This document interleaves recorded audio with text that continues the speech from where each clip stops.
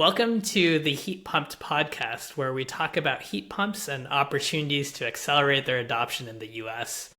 My guest today is Brendan Ballou, a former federal prosecutor and author of the book Plunder, which explores the role of private equity in American businesses and its impact on consumers. Thanks for joining us today, Brendan. Thanks for having me. Yeah. A lot of our listeners are probably confused why we have you on the program and why we're talking about private equity in the first place. And so I would love if we could just zoom out a little bit and talk about what private equity is and how it's been factoring into business in the US. Yeah, and I'm so glad that you asked that question because I think it's really helpful to set a baseline. So the basic business model of private equity is very straightforward. Private equity firms use basically a little bit of their own money, some investor money, and then a whole lot of borrowed money to buy up businesses, which they then try to make, financial or operational changes and try to sell the businesses for a profit a few years later. So it's a very simple business model in a lot of ways, but for reasons that I'm sure we'll discuss, the way that these deals are often structured can lead to really bad outcomes for the people that work for these companies, that buy from them, and for the companies themselves. And oftentimes, deals are structured such that companies can fail or even implode, and yet the private equity buyer profits as a result. Yeah, and in your book, you come up with a few different examples. One, my childhood favorite toy store, Toys R Us, and how that went from one of the largest toy stores in the U.S. to no longer existing. And you also talk about things like nursing homes and even prison phone systems. And so it's interesting to the audience of this podcast because in addition to all of those different business types, HVAC has been a big target of private equity activity recently. And you're seeing a lot of roll-ups, which are what you alluded to, where a private equity company will come in, they'll buy up a lot of smaller and medium-sized HVAC companies, bundle them all together into one very large behemoth, and sometimes sell it down the line, sometimes hang on to it, try to squeeze costs out and all of that.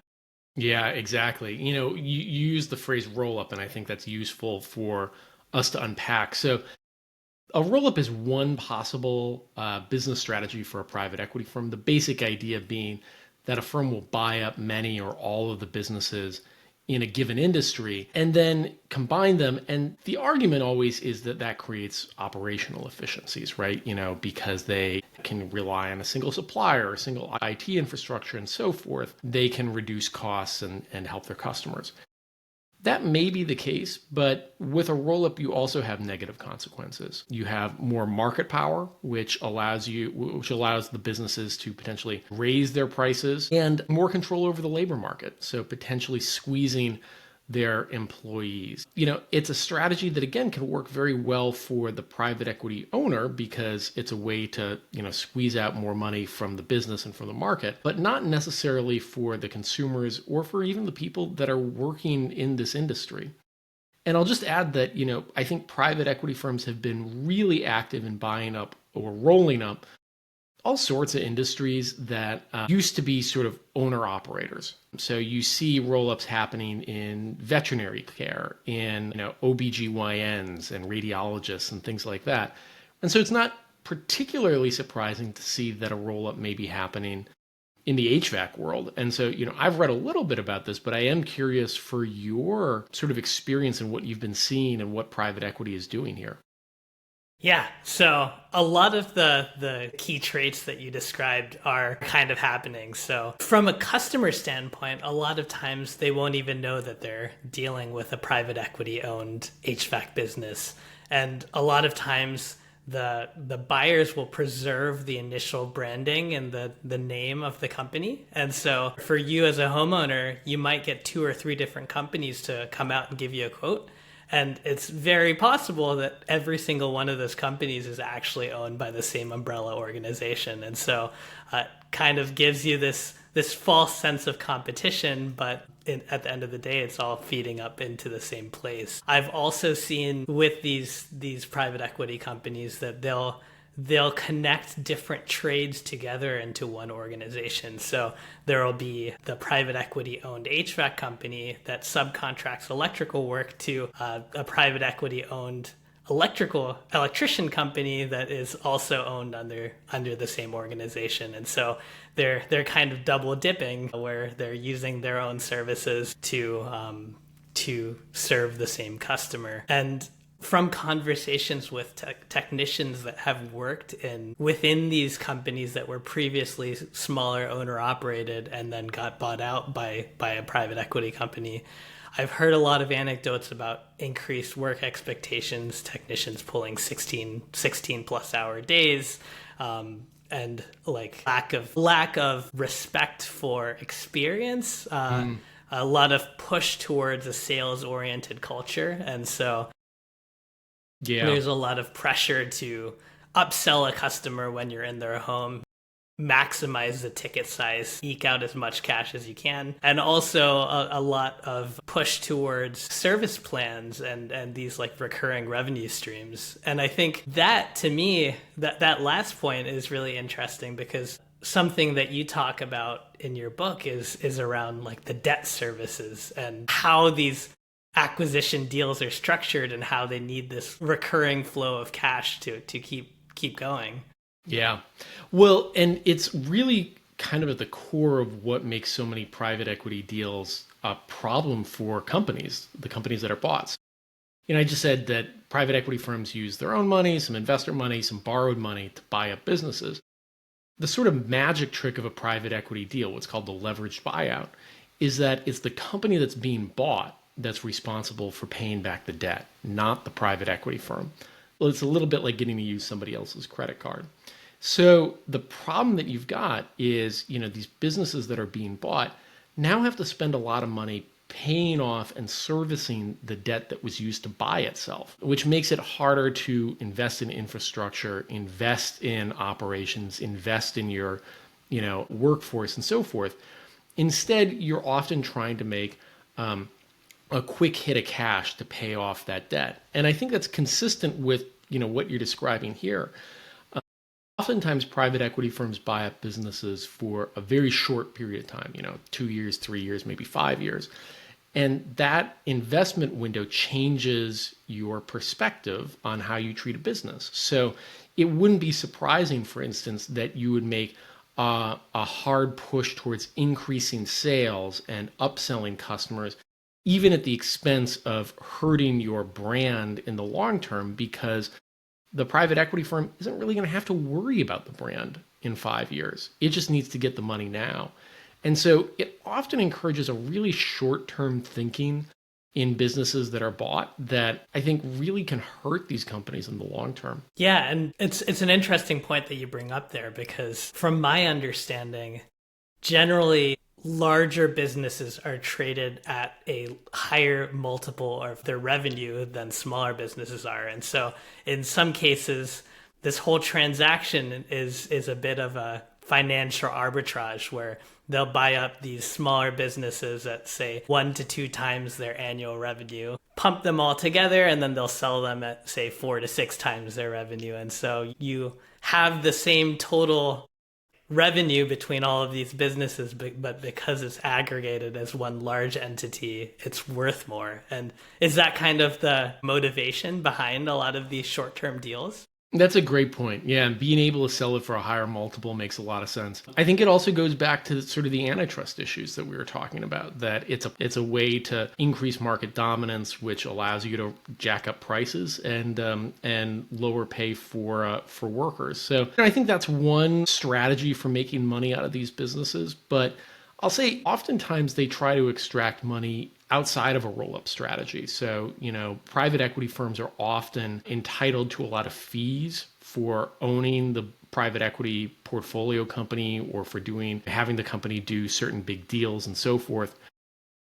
Why that matters is that, while private equity firms only get a percentage of the profits of a business, so they might be compensated in what's called the 2 and 20 model, where they get 20% of the profits of the companies they buy, they get 100% of these fees. And so what that means is there's oftentimes an incentive for private equity firms to extract money from the businesses they buy even if it hurts the long-term profitability of these businesses.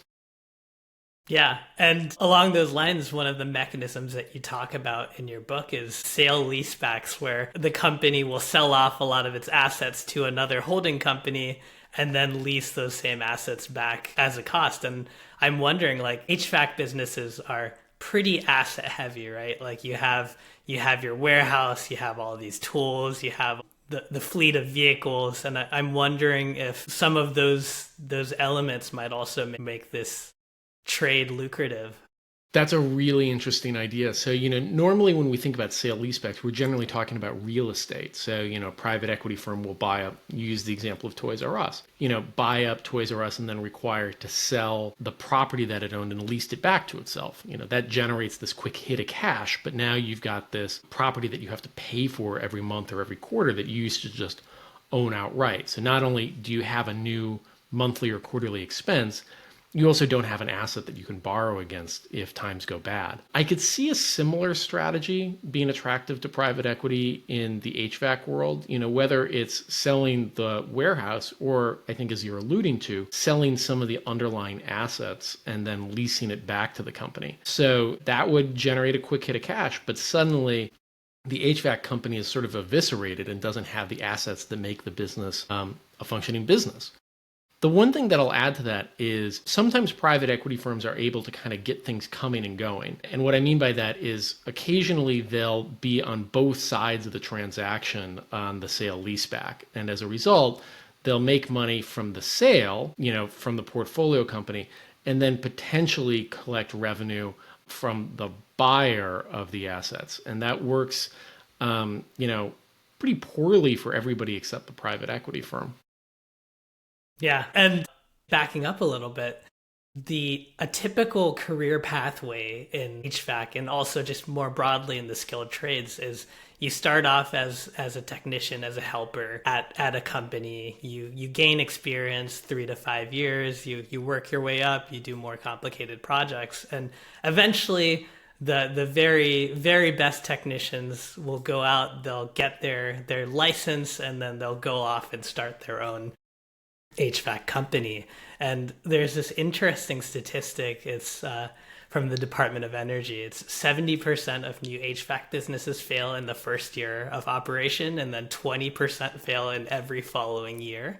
And it's interesting because especially with these larger aggregated HVAC companies, not only are they spending more of their money on advertising and capturing eyeballs on the front end, but on the back end, they've negotiated really big volume deals with their suppliers. And so they're getting equipment at a fraction of the cost. A lot of them are not super focused on quality, so they're cutting corners in the installation. Their total cost of goods is lower. And so they have dominance both on customer acquisition and on the actual cost stack. And so it seems like it can create this doom loop where even if there are really talented people trying to compete against them, the cards are stacked in the private equity company's favor. Yeah, that's deeply concerning. And I'll add to that, it really has the risk of changing the nature of wealth in America. That, whether it's HVAC or plumbing and electricians, all these industries that are getting rolled up by private equity firms, these were often people that were able to make a really solid wage, maybe build a really successful business, and that wealth stayed local in the community where they worked. When you have private equity firms rolling up the industry and creating sort of these behemoth competitors, suddenly that money isn't staying in the community. It's going to investors that may live hundreds or thousands of miles away. So, we're really changing the geography of wealth in America by doing this. I will say, though, this really is a potential antitrust problem, as you said, that these roll-ups might get a little in the weeds here. It might violate what's called Section 7 of the Clayton Act, which prohibits acquisitions that may substantially lessen competition. The challenge is actually proving that these roll-ups are occurring. So because these are acquisitions of relatively small companies, the government isn't notified that the acquisition is occurring. And so oftentimes it can be hard to even know that a roll-up is happening. And then it can also be hard to prove what are called the product and geographic markets necessary to show that, in fact, these sorts of acquisitions are hurting competition in the long term. I will say, now that I'm a former prosecutor, I'm now in private practice, and it's part of my job to identify these sorts of things. So if any of your viewers or listeners think that a roll-up is happening in their geography, please feel free to reach out. I'm here to help. That's awesome. Yeah, I guess with those dynamics, like I would love to hear some outcomes that you've seen in other roll-ups in other industries. What happens for the customers, and are there any success stories of like small business fighting back and winning? It's a great question. So, the first one that comes to mind is dermatology. So private equity firms started getting very active in the dermatology industry, which, oftentimes are relatively small practices that might be owned by an owner operator, similar to the HVAC industry. When they started buying up these businesses, they then essentially started making what in practice were medical decisions on behalf of the doctors in terms of encouraging them to push certain operations or sell certain services and products, but also doing things like choosing what kinds of needles that the dermatologists were allowed to use and buying needles that were so cheap that they would break off in people's arms, or spreading out operations over multiple days so that they could extract more money. But as a result, patients had to, wear bandages in between surgeries, which obviously creates an enormous risk of infection and so forth. So you have a situation there where private equity firms, I think, really made the practice of dermatology a lot harder for the doctors, put them in ethical positions that they probably didn't want to be in, and offered services that really were worse for customers than they would have been without the private equity acquisitions.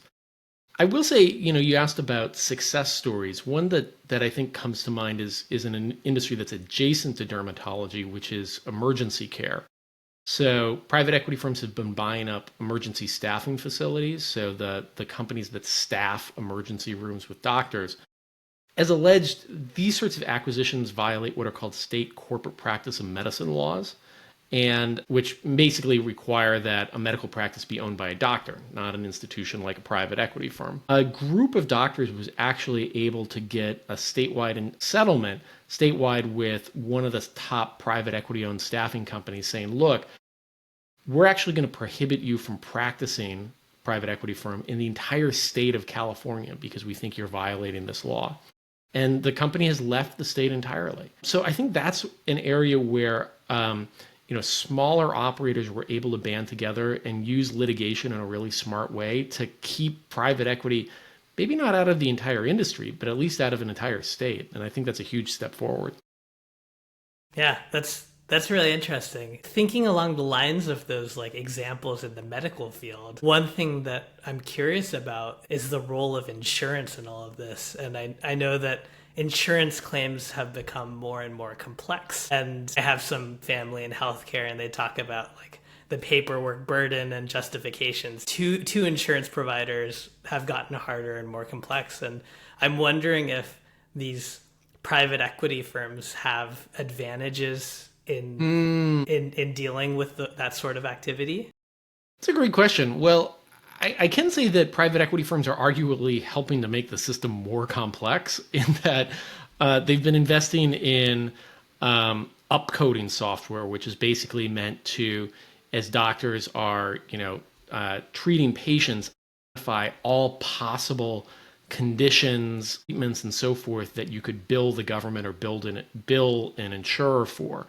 So the goal is to sort of squeeze as much money out of every patient as possible, whether or not those treatments are strictly medically necessary. So I think private equity firms are certainly adding to the complexity.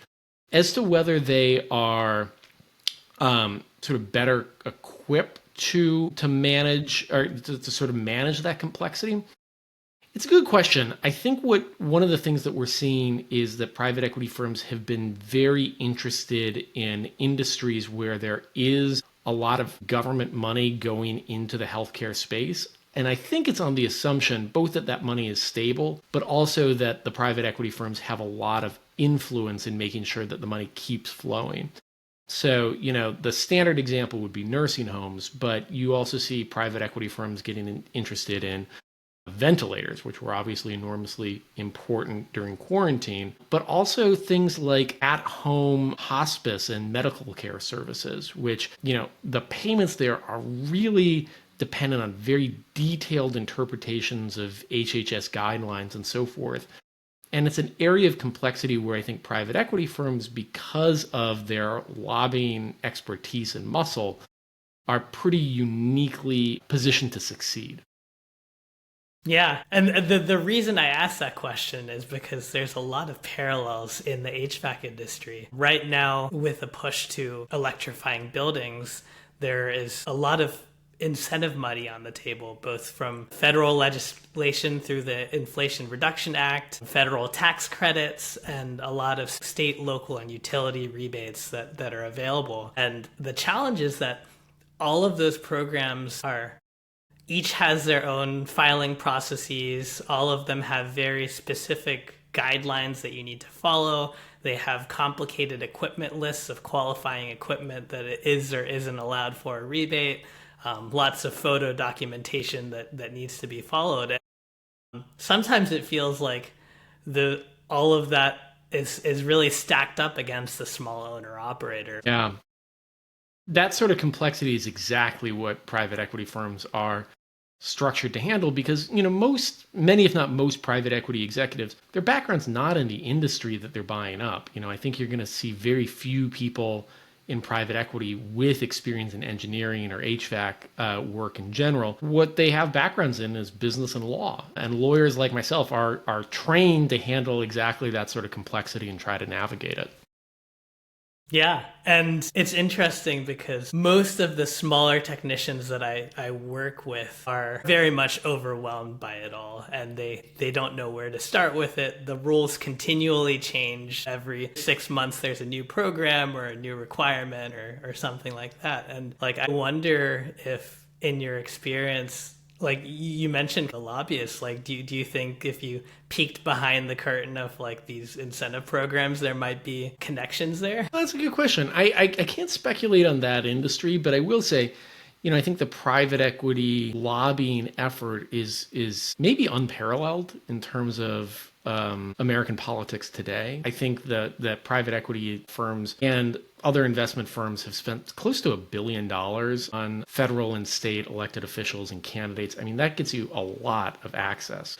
But, it's not just the money, it's the people that have been hired. I think 3 Treasury secretaries in a row all went to private equity firms. We've got 2 speakers of the House that work for private equity firms. You've got chairs of the SEC and FCC and so forth, all of whom go to these firms. And so you just have an enormously deep bench of folks that are able to lobby on your behalf. And as a result, it shouldn't be terribly surprising, not only that private equity firms are good at navigating complex regulations, but in shaping them in the first place.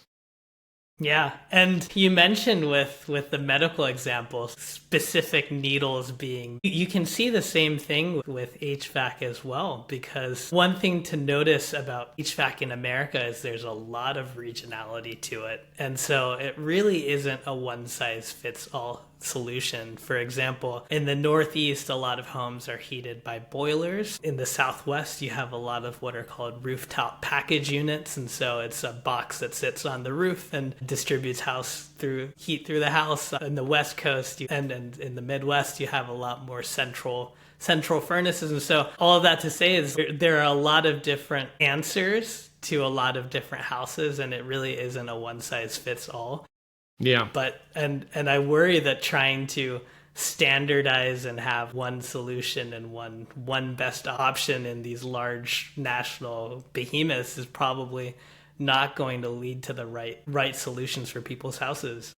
Absolutely. Yeah, no, to draw an analogy, private equity firms got really interested in apartments, both multifamily homes and single family rentals. Well, unsurprisingly, it turns out these large institutional investors, made pretty crummy landlords, not just in the fact that they, charged fees that smaller landlords did not, or that, houses and units were less well maintained than others, but also that there were way more evictions, in part because they just lacked the flexibility to sort of give people the grace or the flexibility that a mom and pop landlord might do. Not because the mom and pop landlord is necessarily more generous, but it's in their incentive to have a little bit more flexibility and keep somebody in the house, even if it means that they're going to miss payment by a couple of days. So as these institutions get larger and larger, they lose the flexibility that's not just good for the customers, but good for the companies too. And like you're saying, they might not care because they won't own the company in 3 years. Exactly. I'd like to dig in a little more about something you mentioned earlier, which was that in these medical practices, you have businessmen and lawyers making decisions rather than doctors. And I think HVAC is kind of similar, where technicians and engineers have for the longest time been the decision makers. And I think there is different answers that you get if you're optimizing for numbers on a spreadsheet versus what will make this home the most comfortable, the most safe, most efficient. Have you seen any outcomes where that mindset has actually been positive? No, I guess, which is not to say that it hasn't. Yeah. But, I have not personally seen it. It was interesting looking at cases like where Sun Capital bought up Marsh Supermarkets, which was a regional supermarket in the Midwest. And the employees there would make fun of the private equity executives of, not knowing what a UPC code is, for bar scanners and things like that. That it seemed like they just didn't understand a lot of the basics of how the industry worked.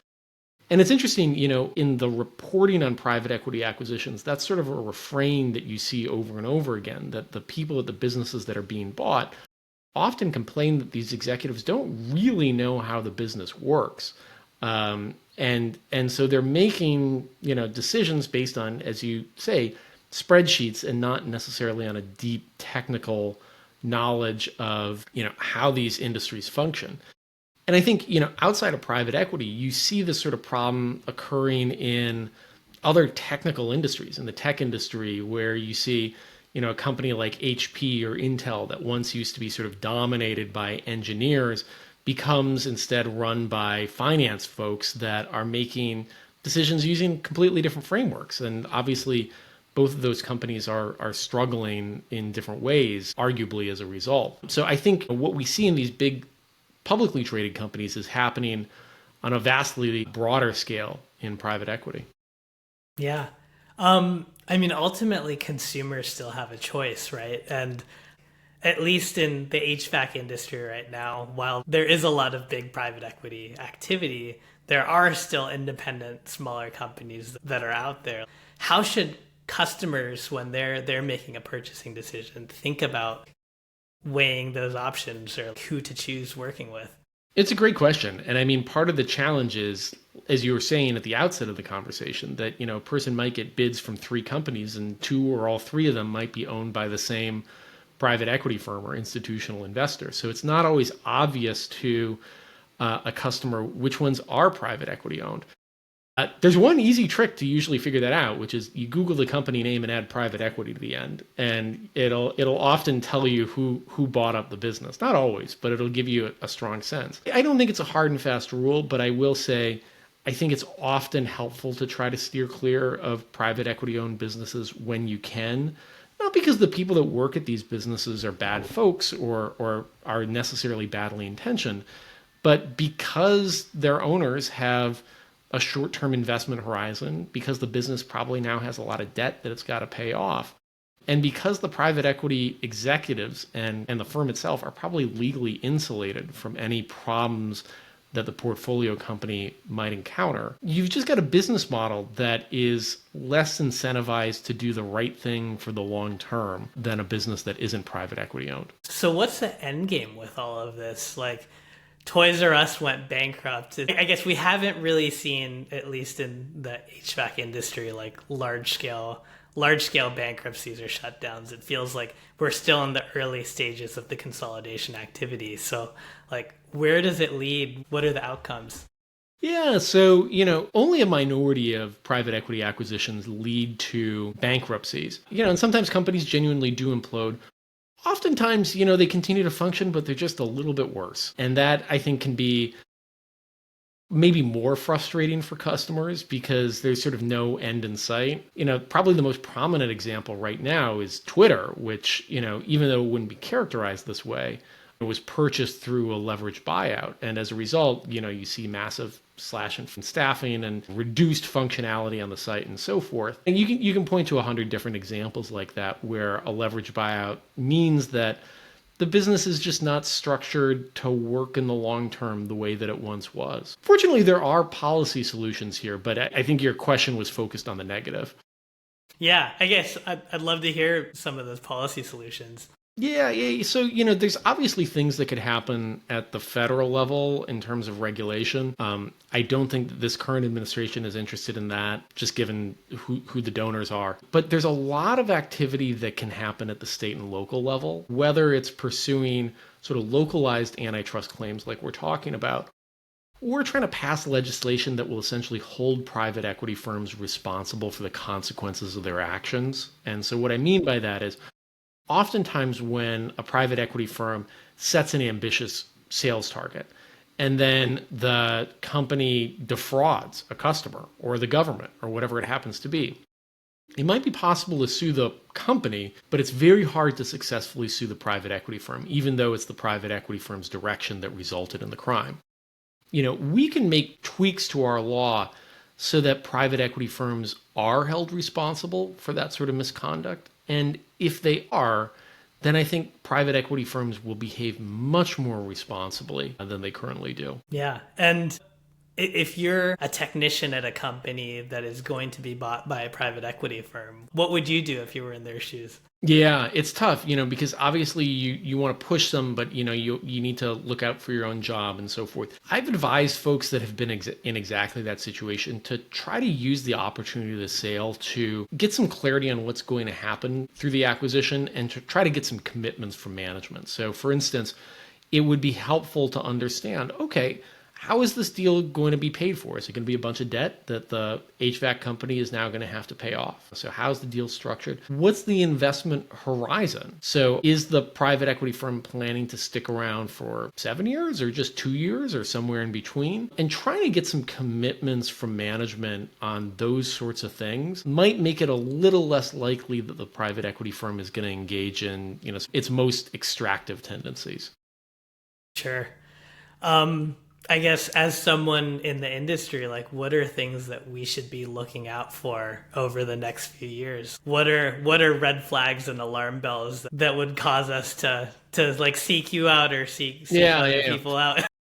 So, when you're talking about antitrust violations, what you're looking for is a roll up that's resulting in higher prices for consumers or lower pay for workers. So, if you have an example where it looks like, oh, wow, somebody's buying up all the HVAC companies in San Francisco or Washington, D.C. or Tulsa or whatever it happens to be, and you can identify that those acquisitions are happening and show that it's resulting in increased prices, and then you should reach out to me or a lawyer like me, and we're happy to kind of look at the case. So that's the antitrust side of things. I think if you're looking at a private equity acquisition and the private equity firm, probably from the perspective of an employee, and you're seeing that the private equity firm is extracting a ton of money from the business through, sort of questionable fees and so forth, well, then it might be worth questioning who's approving that. And do the people approving that, usually the board of directors of the portfolio company, are they following their fiduciary duties to the company? And if not, you might be able to hold those folks responsible, again, through litigation. The last thing that I'll add is one thing that I've seen, not just in private equity, but generally, is an attempt to reclassify workers as independent contractors rather than as employees, because that's a way to pay the employees less. And so if you see that sort of thing happening, that might also be an opportunity to go to court and say, hey, no, I'm an employee and this is hurting me, or I'm a competitor and this is hurting me, because competitors are hurt when private equity owned companies break the law, and you have some possibility to intervene there. That makes sense. You talk about a general trend of service degradation, and a private equity company just doesn't offer the same quality that it used to. Do you think there's a silver lining in all of this? Are there opportunities for other players? Absolutely. No, I think that's a great point, which is, in a world where a private equity firm might be focused on upselling and making the hard sale and so forth, somebody that's going to be an owner operator, not just for 2 years, but for 20 years, might have the incentive to, really invest for the long term and try to build better customer relationships. So in a world where you might not be able to compete on volume or in relationships with suppliers who are giving discounts, being the company that people trust, I think could be a huge advantage. Awesome. Well, I loved your book. I learned a lot about private equity and business in general and regulation. First of all, I recommend everyone check out Plunder. It's a really great read, and it'll open your eyes to a lot of things. But how can people follow you? I'm on Blue Sky. I guess I'm on Twitter too. So, Brendan Ballou, I'm easy to find. And, to the extent that you see a problem that you need advice on, feel free to reach out on any platform, or I think my email is on both profiles. You can reach me that way too. Awesome. Well, thank you so much, Brendan. It's been really great chatting with you. And I learned a lot. Hey, thank you for the time. Awesome. Cheers.